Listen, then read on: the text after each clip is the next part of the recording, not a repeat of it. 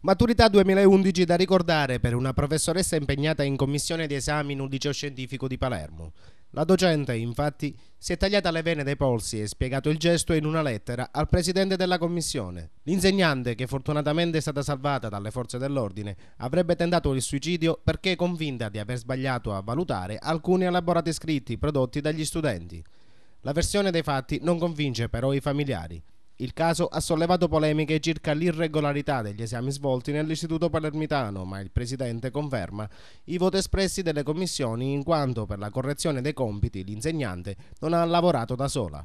A Bronte, invece, un insegnante di lettere, anch'essa in commissione, non appena aperta la busta contenente il testo della versione di latino, avrebbe inviato tramite SMS il compito svolto al figlio che sosteneva la maturità in un altro istituto. Non appena trapelata la notizia, il provveditorato e gli studi di Catania ha sospeso l'insegnante. La donna deve rispondere alle autorità giudiziarie di rivelazione e utilizzo di atti d'ufficio. L'aver aiutato il figlio nella versione di latino potrebbe anche far perdere il posto di lavoro all'insegnante che rischia il licenziamento.